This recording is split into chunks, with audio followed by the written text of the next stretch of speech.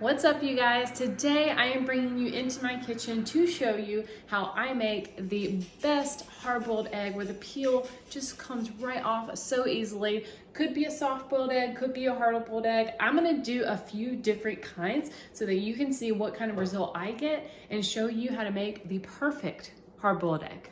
I love hard-boiled eggs. I think they're a great snack for like on the go. It's a great source of protein, great source of fat, and so I am a huge fan of just eggs in general, but hard-boiled eggs are a really great way to get your eggs on the go. I have been eating hard-boiled, soft-boiled eggs for a while, but the past year since we've had chickens, I have been really working on trying to perfect it.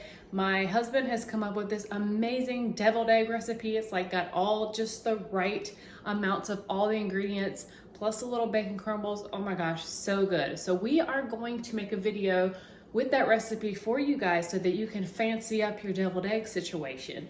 But before I do that, I wanted to just show you how I make the most perfect hard-boiled eggs. So I know that you have heard that the fresher the eggs, the harder it's going to be to boil them and get them to peel easily. But I'm here to tell you I actually haven't had that problem. The eggs I'm going to use today are from our backyard chickens, and they're about regular size. I tried to pick some that were all, about the same size because they do kind of come in a variety of sizes based on which hen is laying. But I collected these eggs approximately 10 days ago, so they're still pretty fresh, but in the winter, for us, this is about as old as I could get because we eat them so fast. Come spring, summer, we're gonna have so many eggs that we're gonna have a lot more opportunity to do more stuff with our eggs. Being that we have the chickens, we're like, we are gonna be the egg people. We're gonna be bringing the egg appetizers and things like that. So that is why we are working on perfecting all of this stuff. And the first very important tip I wanna give you when making your eggs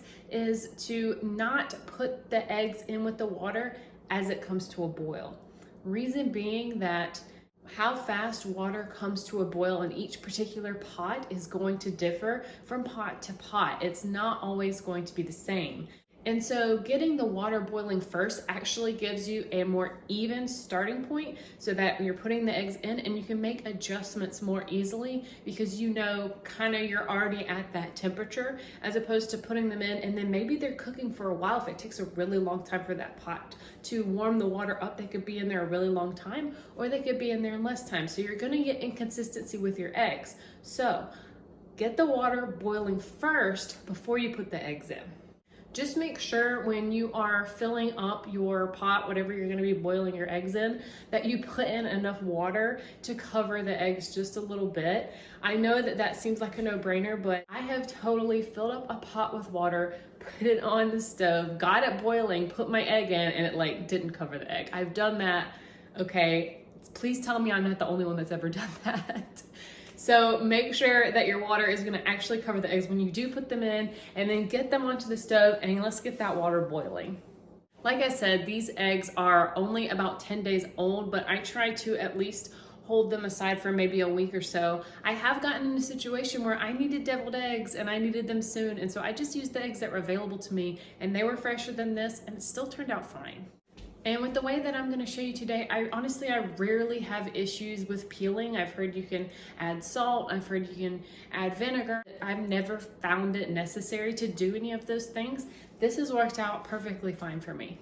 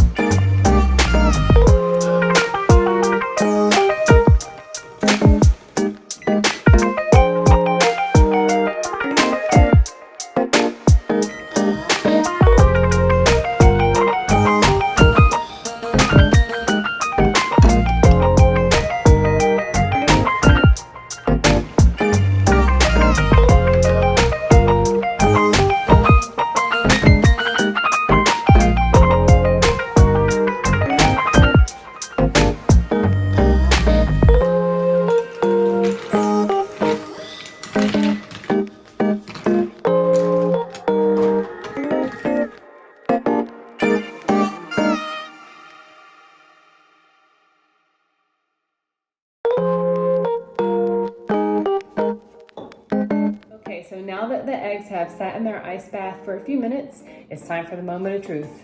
Let's see how they did. This is our 6-minute egg. I always like to start on like this end up here because a lot of times there's like a little space there. So just give a little tap.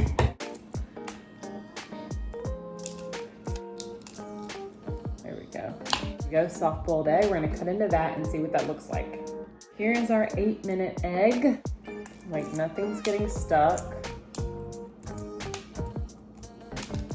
The softer boiled ones, you know, it gets harder. You know, they'll stick a little more, I feel like, but like, this is fine. This is just coming right off.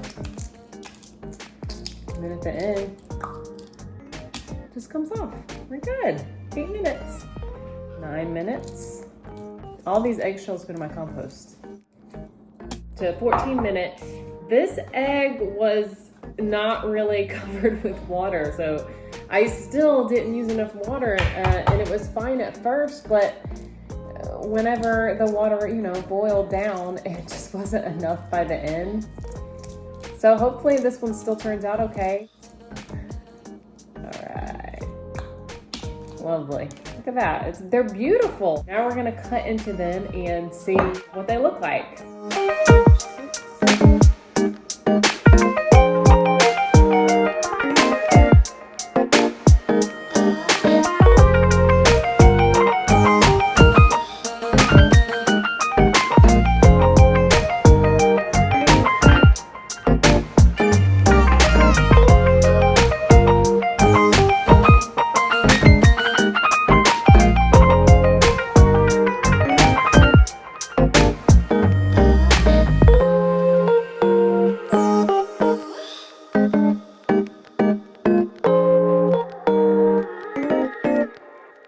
So that's it. It's really just as easy as that. I think that the secret is just getting the water up to a boil so that you are starting from the same cooking point and then putting in the ice bath right after so that you're stopping that cooking process. Give this a try for yourself and let me know how it turned out for you. How do you like to boil eggs, and which number is your number when it comes to these hard-boiled eggs? Are you the 6-minute, 8-minute, or do you go all the way up to 14 minutes?